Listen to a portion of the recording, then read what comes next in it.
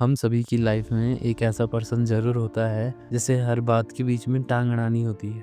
जब कोई अपनी बात रखने की कोशिश करता है वो बीच में ही टपक पड़ता है और बात को काट देता है। दूसरों की बात की कोई वैल्यू ही नहीं रखता और ऐसे व्यक्ति से हर किसी को गुस्सा आता है और ऐसे पर्सन की रिस्पेक्ट करने की बजाय लोग ऐसे लोगों से नफरत करने लग जाते हैं। अगर हमारी बात को कोई बीच में ही काट देता है, हमारी बात को पूरी होने से पहले ही बीच में कूद पड़ता है, तो क्या हमें अच्छा लगता है? नहीं ना।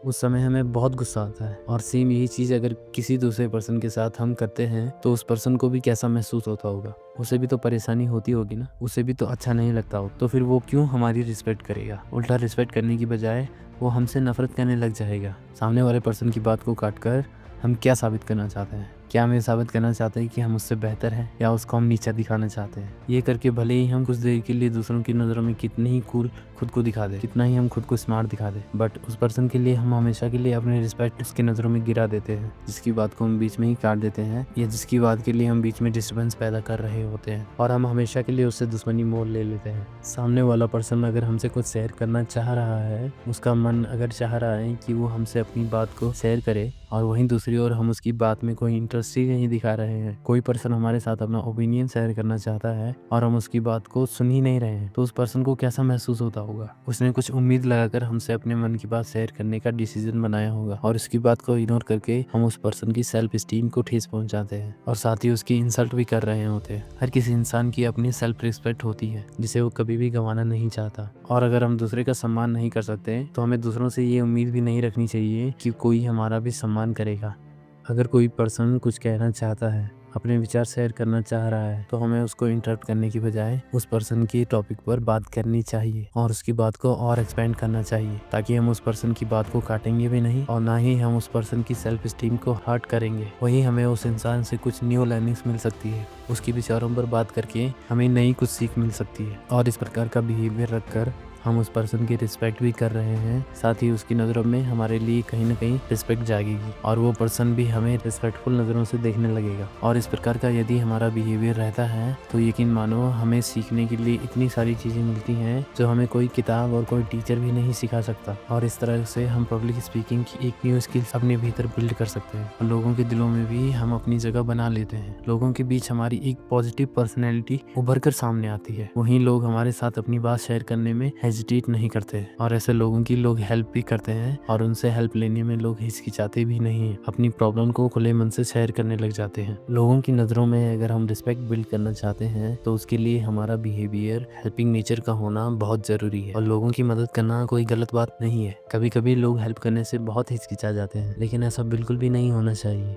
दूसरों की मदद करना कहीं से भी बुरा नहीं है, ये हमें दूसरों की नज़रों में ऊंचा दिखाता है। ज़रूरी नहीं कि हम किसी को पूरी तरह से मदद कर सकें, हो सकता है हम खुद ही उनकी मदद करने के कैपेबल ना हो, बट हम जितनी भी हो सके, जैसे भी हो सके, लोगों की मदद करनी चाहिए, फिर चाहे वो फिजिकली हो या फिर मेंटली। जो लोग लोगों की रिस्पेक्ट करना जानते हैं, लोगों की मदद करना जानते हैं, अक्सर वह व्यक्ति लोगों की लाइफ में एक मेंटोर के रूप में उभर कर आता है और लोगों की नज़रों में उसका ओहदा बढ़ जाता है। लोग अपनी लाइफ में उन्हें एक जगह देना शुरू कर देते हैं। मैं ये नहीं कहता कि लोगों की इस तरह मदद करो कि हम खुद ही मुसीबत में फंस जाएं, हमारा खुद का भी नुकसान हो जाए, ऐसा नहीं करना है। बट हम जितना हो सके जिससे कि सामने वाले पर्सन की हेल्प हो जाए और खुद का भी नुकसान ना हो, इस प्रकार से हेल्पिंग नेचर होना बहुत ज़रूरी है अगर हम अपनी लाइफ में इज्जत पाना चाहते हैं। तो अगर हम कुछ कहना चाहते हैं तो हम जिनसे कह रहे हैं हम उनसे ये उम्मीद करते हैं कि ये हमारी बात को सुनेंगे और उसमें इंटरेस्ट लेंगे। वहीं दूसरी ओर अगर कोई पर्सन हमसे कुछ कहना चाहता है तो कहीं ना कहीं वो भी हमसे यही उम्मीद रखता है कि हम उसकी बात को सुने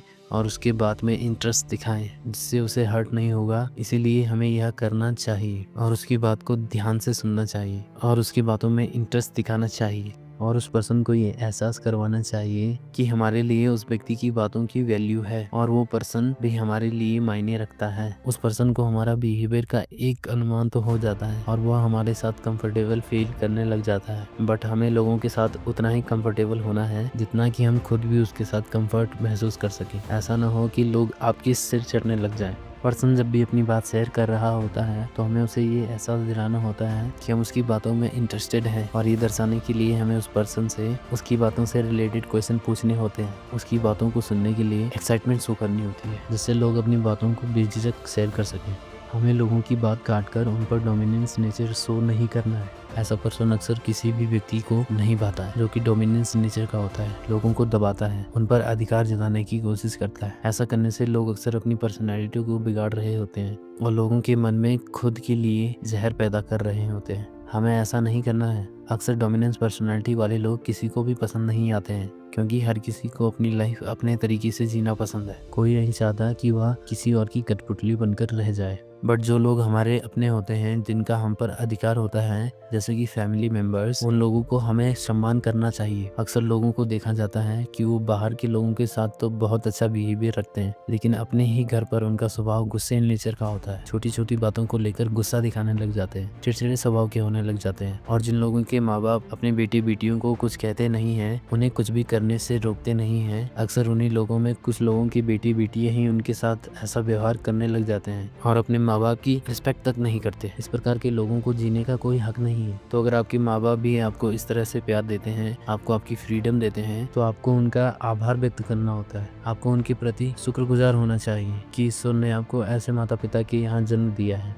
और आपको उनकी आज्ञा का पालन करना चाहिए। अगर वे आपसे कुछ इच्छा रखते हैं तो आपको उनकी बातों का आदर करते हुए उनकी आज्ञा का पालन करना चाहिए। वैसे तो माँ बाप अपने संतान को हमेशा देते ही हैं, उनसे कभी कुछ इच्छाओं का जिक्र नहीं करते हैं, और वहीं कभी कभार वो आपसे कुछ कहने की इच्छा जाहिर करते हैं तो आपको उनका आदर करते हुए उसका पालन करना चाहिए। और इस तरह का अगर आपका बिहेवियर रहता है तो आप अपनी फैमिली मेंबर की भी नज़रों में रिस्पेक्ट गेन करना शुरू कर देते हैं। अपने परिवार में हर किसी सदस्य का आपको सम्मान करना होता है। हर किसी पर्सन की एक बाउंड्री होती है। कुछ लोगों की हमारे लाइफ में एक हद होती है, तो वहीं कुछ लोगों के लाइफ में हमारी एक हद होती है, और हद बनाई ही तब गई है ताकि हम उस हद को समझ सके और उसका सही उपयोग कर सके। कोई भी पर्सन जो हमारी लाइफ में हद पार करने की कोशिश करता है, ऑब्वियसली हमें उसको रोकना है और उसकी हद उसे याद दिलानी होती है। तो वहीं हमें भी अपनी हदों का ध्यान रखना होता है। किसी की भी जिंदगी में दखल अंदाजी नहीं करनी चाहिए। हम सभी के जीवन में हर किसी पर्सन की अलग अलग जगह बनी हुई है। किसी के लिए अधिक होती है तो वहीं कुछ लोगों के लिए कम,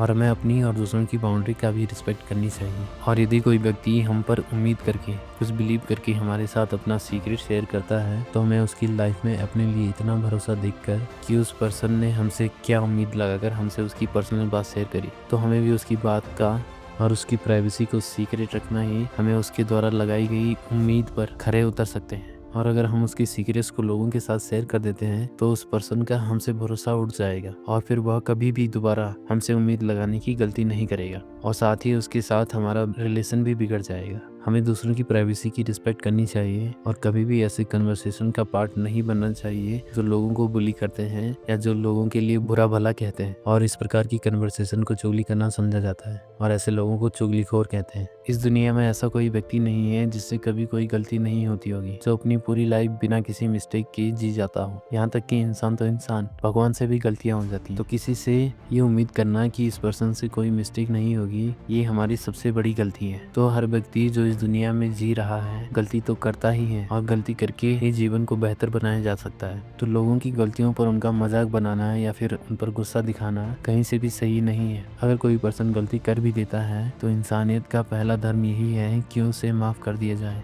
लोगों को माफ करने की अगर आप क्षमता रखते हैं तो आप लोगों की नज़रों में रिस्पेक्ट पाने के लिए कैपेबल हैं, क्योंकि गलती करने पर मारने पीटने वाले लोग तो बहुत मिलते हैं, बट गलती करने पर माफ़ करने वाले लोग गिने चुने ही हैं। तो उन गिने चुने लोगों में क्यों ना हम भी अपना नाम शामिल करें।